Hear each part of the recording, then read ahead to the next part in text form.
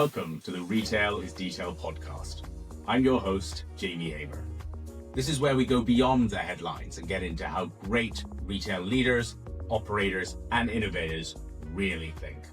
From building teams, scaling businesses, from tech to loyalty to data. Every week I talk to the people building, running, and reinventing retail.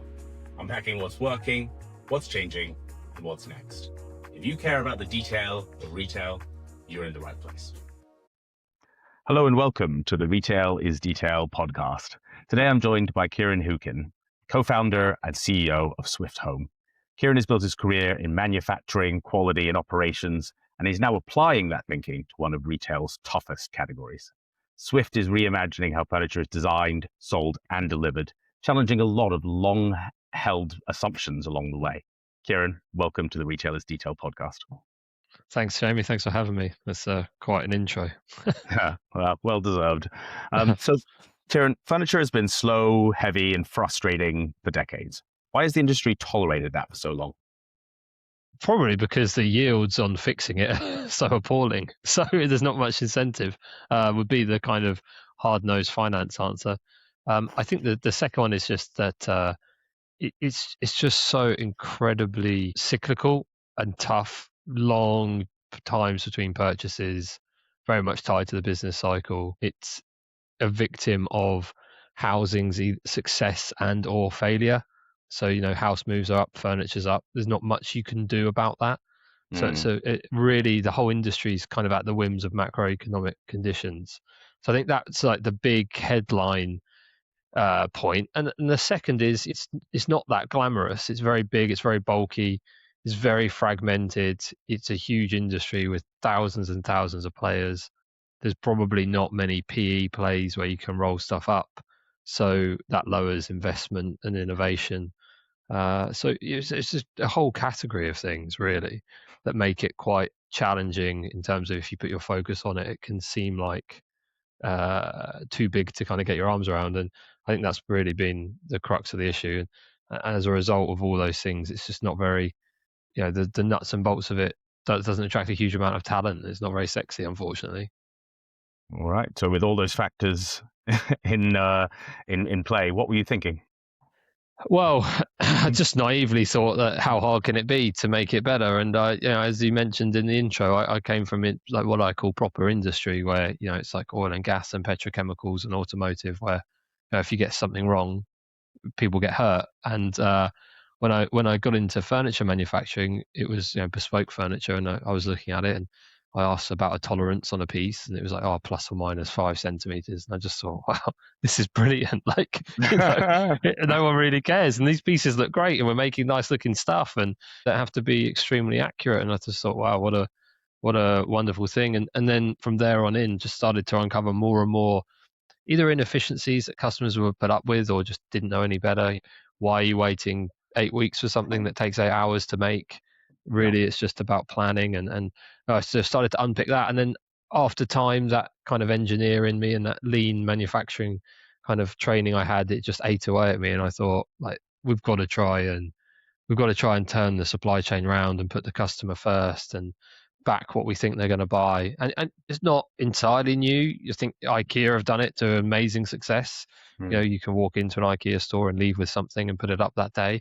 So it's already been done in a way, a different model, but in a different kind of approach with kind of big box, click and collect style. And I just thought, for the internet age and modern consumers, there has to be an evolution of that. And now the established order, I believe, they were left flat-footed by the likes of IKEA, and now they're 2 steps behind. Now Swift's come along in the digital age and getting stuff to customers quickly and conveniently, and not forcing you to spend your afternoon in a cold big box retail park 45 minutes away by car.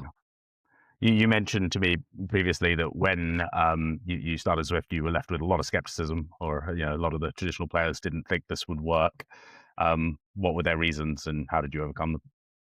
So a lot of them, I pitched Swyft at first as a manufacturing solution, a supply chain solution that we were going to white label for other companies. No one wanted to do it. Reasons: didn't want to undercut their own order book, didn't want to rock their boat, why would we turn a negative working capital business into a cash burning business, or a positive into negative? Sorry.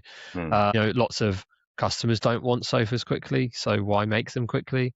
Which was brilliant. I think the best quote I remember, it was from a CEO who runs a very well known furniture company, who said, "Keiran, you're solving a problem that doesn't exist with a product no one wants, and it sits like a park bench." And I thought, okay, I'm gonna have to do this myself. And the 32 million of revenue onwards, then that's proving it nicely. Yeah, 32 million pounds later, and I'm probably just about getting over that comment. So you personally, you've worked on factory floors, production planning, now at board level. What environments taught you the most about people in the industry? The factory floor, and moving from working on the end of a production line to being shift lead of the night shift, being everything a 19-year-old man is after his first promotion.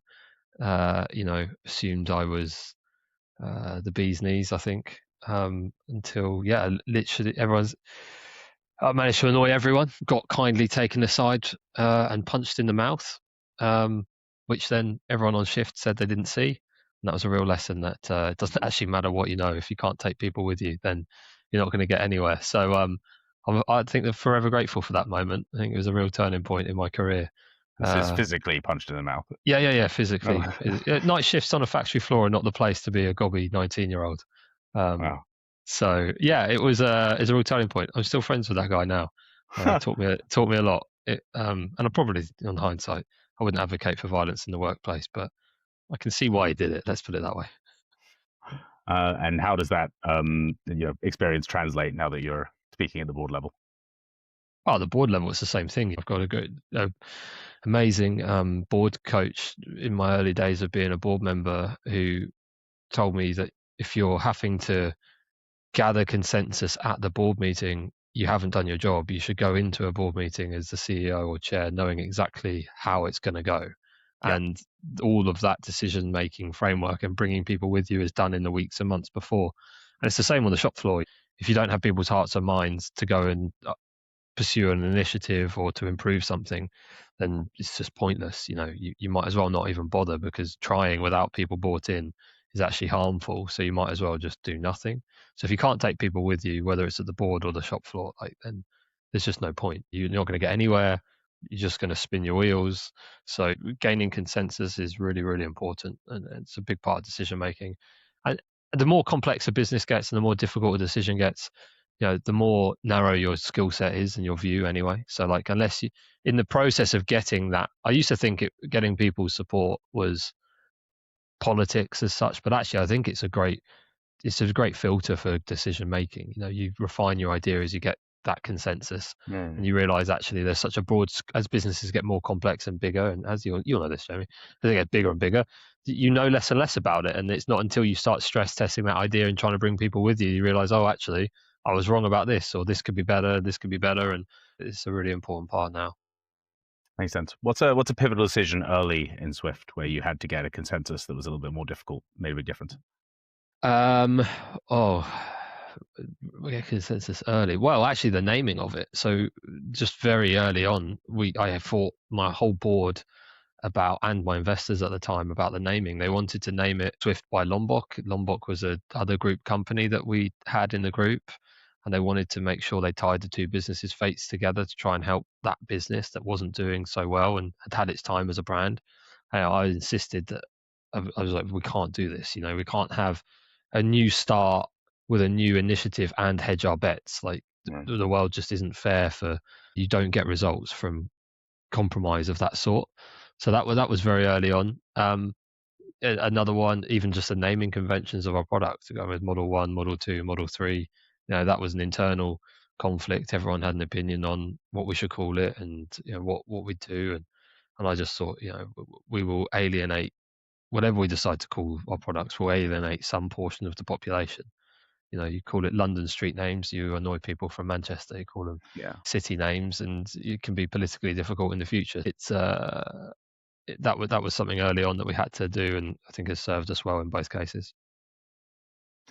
And When someone outside of retail asks what you do, how do you describe Swyft in one sentence? I would say when someone asks me what I do, I say that I'm a sofa salesman and I try and sell more sofas in less time. And Okay, that's my synopsis. If someone asks what does Swyft do, I'd say we get beautiful homewares to you tomorrow. nice. That is concise. So yeah, you mentioned your background, deeply operational. What leadership habit from there has been hardest to let go of and change as a CEO? I think it's that not everything has a clear cause and effect. In operations, it does. Almost everything Mm, can be tied back to a root cause, fixed. You can put controls in place and it can not happen again. When you're dealing with sales and creativity and brand and more complex dynamic systems, and sales is a complex dynamic, you can't tie it to cause and effects. You can get a trajectory, you can get a direction, you can make some assumptions, and you can get close, but close is often as close as you'll get. You can't be sure. There's that wonderful quote, right, about marketing that 50% of it works. I just wish I knew which half. yeah. So I think that's the hardest part when you come up as an operational leader is actually realizing that ops is predictable because the rest of the world is not predictable. Okay. And when something goes wrong at Swyft, what's your instinctive first question? What have we changed? What have we done? It's a very introspective question. I think that with my operational background, one of my mantras is nothing changes unless something's changed. Again, but back to my answer just now, like not everything has a cause and effect. So that's the frustrating part of it. You have to realize it. But we assume that if something's gone wrong, we assume we've stuffed it up. We're to blame. We need to fix it. And then it's a case of we have a very open culture. I like to say there's nothing someone can break that I can't fix or help them fix, but they have to let me know. So we try and make the problem as ugly as possible. We lay it on the table, we're open about it, we dissect it, and then we spend a lot of time trying to build a problem statement and very clearly articulate what this problem is, because often the first thing you're trying to address isn't actually the problem. And we spend a lot of time focusing on really clearly articulating it. A well-defined problem's half solved anyway. Okay, nice. So you do spend a fair amount of time looking back at things rather than just focusing forward. Yeah. Looking back at things, looking at things as they are right now. I actually probably as much time as looking forward, because retail moves so fast Mm, and things are so hard to predict. And in the future, you can be affected by anything and everything, and it's pretty much unknowable. Whereas where you are today, what you're doing today, what you did yesterday, and how it's impacting you is a lot more in your control, and that you can do something around it. So we do a fair share of future planning, but I've got the business to this point on like planning basically what's in front of my face and trying to build a team that can be competent, confident, and reactive rather than necessarily great strategic planners 4 or 5 years from now. I think at the size when you're growing fast and hyperscaling and you're small, that's a decent setup, because you're just constantly firefighting and constantly fixing the next thing, and you can't sit and predict it. nice. Nice. Focus on the concrete. So yeah, I mean, shipping sofas in boxes sounds simple, I'm sure, until you try it. What Yeah, nearly broke the model early on?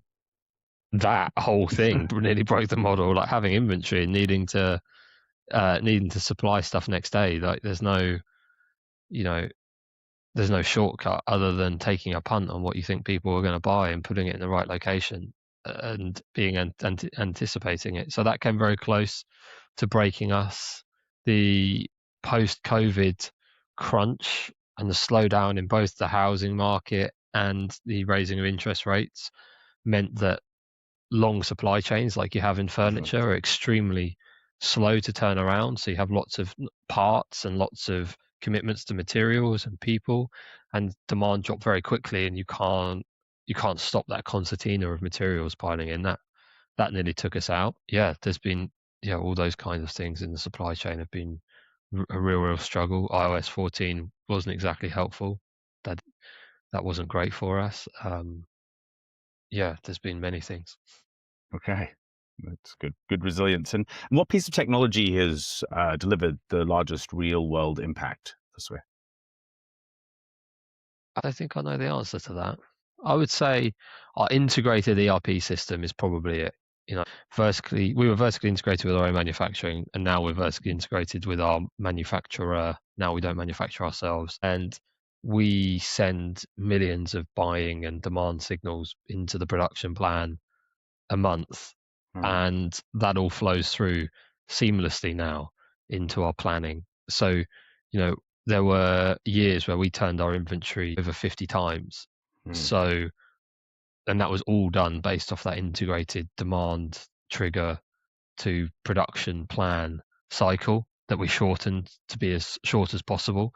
So we were selling today and changing production plan 3 days from now, making something different as a result, and then keeping our inventory levels good, but replenishing them rapidly so that we never overstocked because we never had any cash because we're a startup.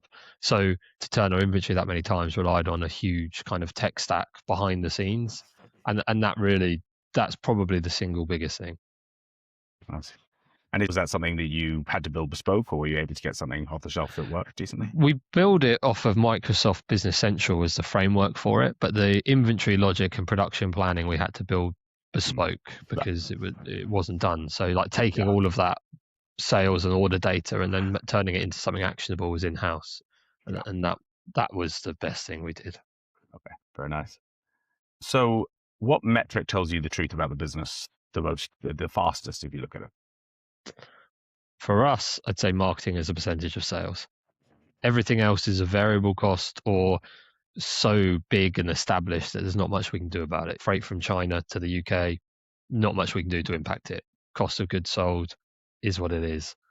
Really, we're a direct-to-consumer business that has to pay to acquire their customers every day and every week, and keeping that below a certain amount, it really, CAC, ROAS, all of these lovely online kind of geek speak, they're wonderful, but you're just moving numbers from one bucket to another. If I can bring my CAC down by spending money on TV instead, but really it's like how much of a pound you bring in are you paying to get that pound? That's for us is the number. Makes total sense. And returns are brutal in furniture. Like, how do you minimize those, and what does that taught you about human psychology? We just turn the phones off if someone wants to return it to us and ignore them. No, human. It is brutal. It's extremely expensive. So I think we've tried to make that process as seamless as possible because of the fact that we think that actually by doing so we're less likely to have like longer term issues with customers. So we try and get it back as quickly as we can if someone doesn't like it, so that increases our chance of being able to reuse it or rework it. So because we're manufacturing people at heart, we can take a piece back if it's damaged and we can repair it and we can get it back to perfect stock. Or we can, if it's been used slightly, we can strip it back to its frame and we can reuse the component parts into making a new product and get a really good yield. So we've been doing that for a long time. So what that's done, and because we were a modular sofa business, sometimes it's just the arm's damaged. We just take the arm off, we put a new arm on. That helps. All these things help. And it's led to now, like, we put maybe one skip every 3 weeks into landfill, which is one skip too many. But given the size of sofas and the fact that we're selling hundreds, if not thousands of units a week, that's pretty good. So yeah, it's a real challenge. I don't have a great answer for it. I think it's a problem with our culture. I think it's a problem with consumerism as a whole. I think that retail would be better off if there wasn't protection on distance selling. I think it would make people more discerning, and it would make them more careful about what they order. It would harm us from a conversion standpoint, but I think bottom line, it would be better for everyone. Yeah, interesting. Are there any tweaks you made on the other end in terms of, encouraging customers not to actually return, as well as mitigating cost when they do? No, not really, because we have a sales team that try and save every return and keep, basically help understand I think the right way to put it would be help understand what the customer's concern is and see if we can alleviate that concern. Sometimes it's just comfort when they say, "Oh, this one's too soft for me. I'm a little bit older, or I've got a bad leg, or whatever. I want something firmer." We can swap it for a firmer sofa, or the other way around. This one's too firm. We say, "Well, have you thought about our model 13? It's the most comfortable one we got, and we'll swap it." So we'll do that. We'd always rather replace it than just take a complete return. But the other thing is physical retail. We've started that journey with our own shop, and we see a returns rate. If you buy in store, the returns rate is less than 1%. It's about 7% if you buy online. So there's clearly something in that. Yeah, interesting. How did you prepare for that journey into physical retail, having done it the opposite way around to just about everyone? We just did what we always do. We just ran at it as hard as possible with a team of extremely talented people. And I looked back on it the other day, actually. We found the location that we were interested in on the 7th of September. We negotiated, signed the lease, and opened by October 22nd. Wow. So it was rapid. Yeah, we just went for it. We just sat and thought, what would we want if we were a customer? What do we want it to look like? How do we make it happen? What's the longest lead time piece of that whole plan? And if that longest lead time piece was 21 days, because that's how long it took to get something fabricated that we needed to open, which was it was the signs, then we had 21 days to do everything else. And that is how we're going to work. And so that dictated our opening date. And that's how we went. No, so signs are the thing that stopped you from That was opening it. even. That's hilarious. Signs took the longest. Go figure. And the A early lot of the returns time have for shop been- fit outs, it's FF&E, right? But for us, the furniture's no problem. So Yeah. we had to then think, well, what's the second longest lead time? Great. Do furniture customers really want choice, or do they want permission to stop choosing? Great way of phrasing it. They want the second thing, I think. They want the illusion of choice. I think that's the same across all retail, though. I don't think it's just furniture. We've seen that. We built a £7 million business on one sofa with 7 colours. Yeah. At the start, we've got 10 sofas now, 12 sofas now, and we don't do 12 times 7 in turnover. So the proof's in the pudding, right? So yeah, I think what they want is to feel like they weren't hoodwinked, to feel that they've had some autonomy in their decision and some agency, and then they want permission to stop choosing and to know that they've ticked all the boxes so they can chalk off what is a big purchase, probably the third biggest purchase you make: house, car, holiday, furniture, in that order. And they just want to know that they can go away and at least square away themselves. They haven't been ripped off. Fair. What's a surprisingly simple decision you made along the way that's had an outsized impact on growth? Giving out free samples of fabric. When we did that at first, no one else did it. It was too complicated. No one else did it because they have 100,000 fabrics to choose from. Yeah. When we did that, that was an absolutely enormous benefit to us, and it boosted conversion massively. So I think that was probably the smallest decision that's led to the biggest impact. Nice. And you see a lot of people doing it now. Yeah, over half our revenue comes from someone who's had a swatch as part of their journey. Nice. And competitors, everyone does it now. They're trendsetter. And what's the part of the furniture buying journey that brands obsess over, but customers barely notice? People spending too much time on? Probably all of it, to be honest. I mean, we're absolute furniture dogs, and we think that it's all super important and that we're constantly front of mind when we're not. I think that what furniture brands tend to obsess over is like their new product and their launches. We have this habit of thinking that we're like everyone waits for the new iPhone. Everyone's waiting for us to launch a new sofa. Like, no one cares. Like, actually no one. They care for a 2-week period every 7 years. And even then, arguably, they don't really care. So I think that's probably the big thing. The big focus and fanfare on new launches really is just an industry limited kind of self-congratulatory framework that customers just don't care about. They don't know or care how new the design is. They just need something that fits their needs. Yeah, totally. So you've seen manufacturing from the inside. What do most customers misunderstand or not know about how furniture is made? I think that they probably anticipate that because lots of the narrative pushed, upholstery especially, the narrative is handmade. Like they probably anticipate when they view that, they probably think of like a workshop and one person builds this sofa up on the bench from start to finish. The truth is, like, it's just the upholstery part that's really tactile, where you're bending and moving and stretching fabric around weird shapes that sofas are. That bit's handmade. Pretty much everything else is cut by machine, and that's the way you want it. I always find it a bit odd that people like their furniture to be handmade, whereas if you sold a car as handmade, they'd probably run 1,000 miles the other direction and be like, Yeah. "No way!" But like, this is a big piece. It's a physical thing that's going to support lots of weight for a long time. Why do you want it to be anything but engineered very well for daily life? So I think there's a whole mismatch there on what customers' anticipation of furniture making is versus what it actually needs to be to meet real life. Is there a gap in the market for precision engineered furniture? Well, we Market. think that we're there with it. We think that our tone of voice and our product, it all locks together and slides in perfectly, and it's easy, and it can allow you to deliver it next day, and it's made to such high tolerances because it has to slot together, and every arm has to fit with every base and every back. That was really the premise of what we did, is that actually it's the result that people want. The romance of handmade is just marketing gimmickry, really. What breaks first when a furniture business grows too fast?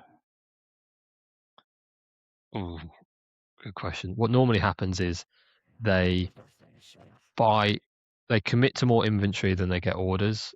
So then they use customer money to go and pay for stock that they haven't yet got. And then they end up getting overstocked. So they end up cutting back on orders, and then they never get that cash flow circle working again. Hmm. So they get overstock, swing to understock, overtrade and commit themselves, start getting cancellations, and then by the time they try and catch up, the whole equilibrium's off of balance, and they very quickly go out. So normally overstock, then swing to being understocked, which leads to overtrading. Then when they try and rebalance it, everything takes 18 weeks to wash out, and by the time they've got it back the other way, it's too late, and the reputation harm is done, and they've ended up as suppliers decided to stop supplying them. Then they have to refund a huge amount of money, and once that happens, the writing's on the wall pretty quick. Yeah, seen that cycle. And so you've Yeah. obviously made some very intentional decisions around product complexity, brand complexity. How do you decide there is some complexity in the design and specific elements? How do you make those decisions around what complexity is worth it and what's not? Yeah, well, quite simply, I've done a lot in furniture, and now I would say like the instructions have to fit onto two sides of A4, and they need to be able to be done with just imagery. So that's a starting point. We never want anyone to have to go to site with tools. So if you need someone to, like, curtains are a great example. If you need to go and measure up or you need a power drill, that's never for us. And if it has electrical moving parts in it, we won't go near it. We don't think it's our wheelhouse. For us, because we're an inventory based model and we want to push stuff out to customers very quickly, it has to be a big enough ubiquitous product where we can sell lots of it. We can't have really high tech niche products that might be high ticket, high margin, but if we're going to sell 10 a week, it just doesn't work for us. So within those constraints, we look at our product and think, can it be all these things? And of course, we get it wrong, but yeah, that's the framework we use for looking at what products we go after. Nice. What part of Swift's operation are you proud of that doesn't get talked about enough? Our warehouse, I think, it's a miracle, really. We're in a very small warehouse that we thought we would grow out of at about 7 million turnover, and we're still running at 30 odd million out of it. They get 3-4 trucks in a day, 3-4 trucks out a day of one bay. Wow. Everything's organized, comes in, they scan it, they know exactly what van it's going on to when. It's a miracle, really. I think the whole modern supply chain across the world is a miracle that people underappreciate, like, in general. So I'll give a big shout out to the ops team there. Nice. When you look back at all this in 10 years, what's the moment you're going to talk about the most that was pivotal?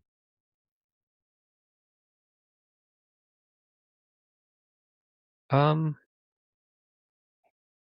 I don't know if that.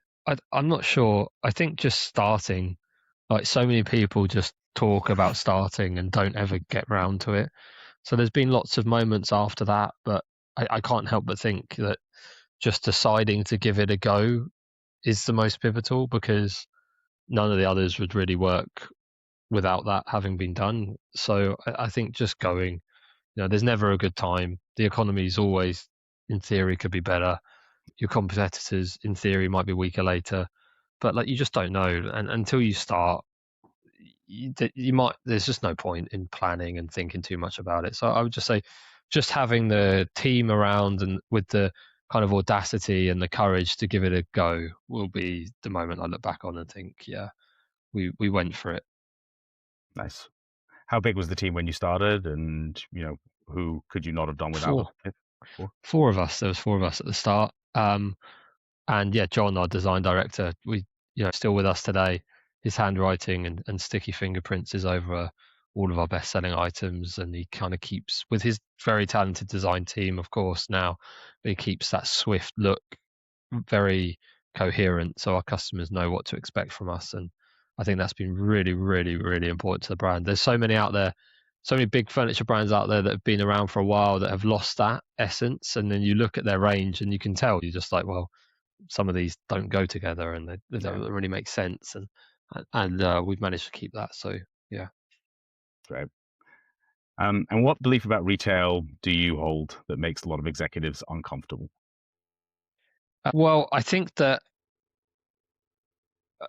the fact that we make a lot less unique individual decisions than we think we do is probably one of them. I think that we all think we like individualism, and what I like is my own. But I can tell you by the way in which people buy stuff that that's not true. I guess, Jamie, we're probably similar ages. Like, there's a reason we've got a sofa we call millennial green. Like, everyone wants to buy the thing, and it's always been that way.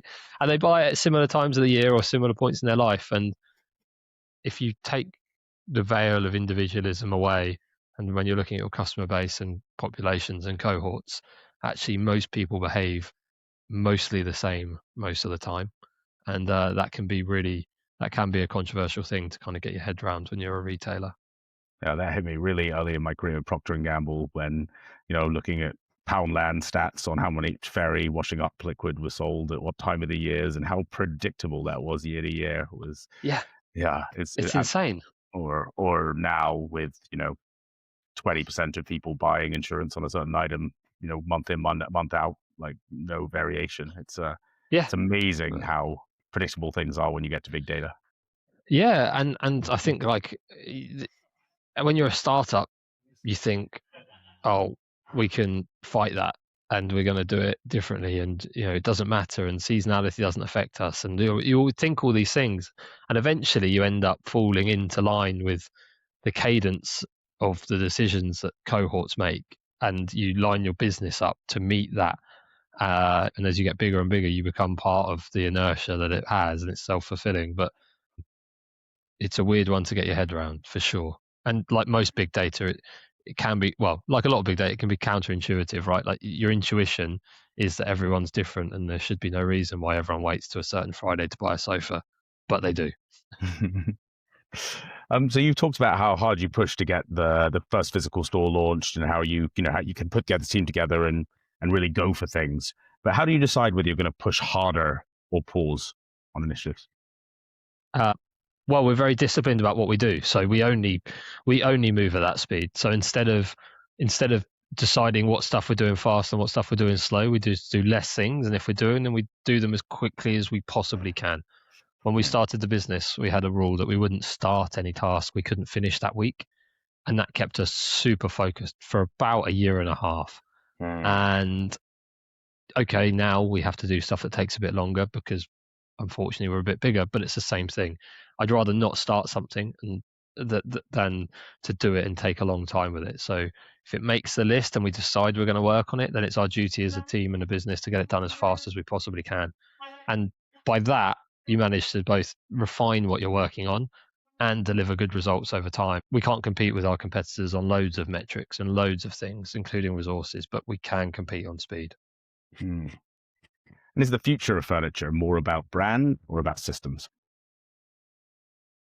I think that it's probably closer to systems, despite now being an avid brand guy.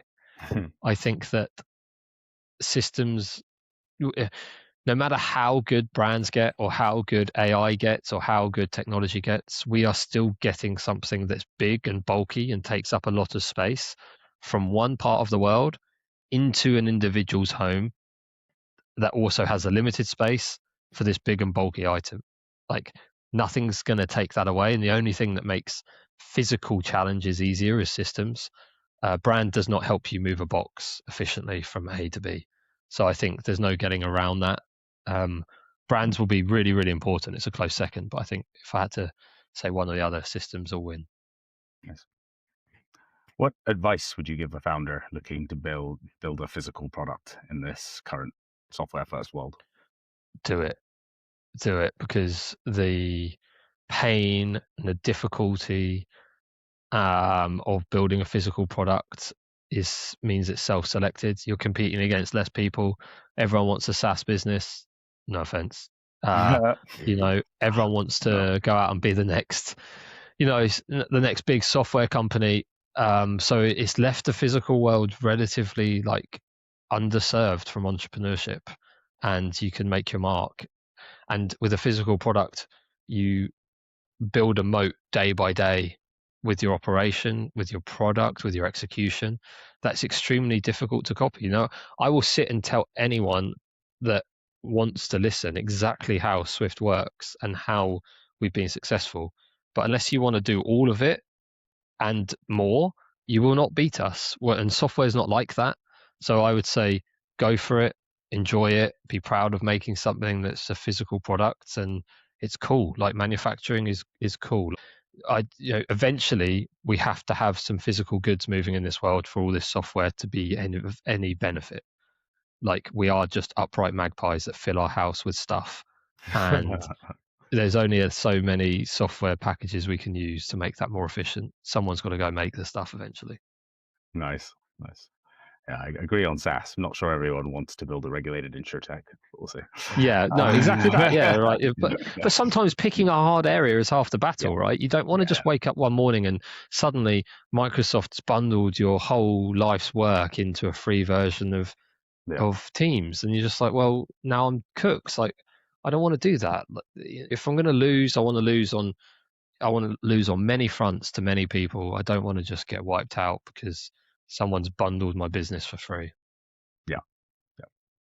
What detail of furniture retail do you think the industry is still underestimating?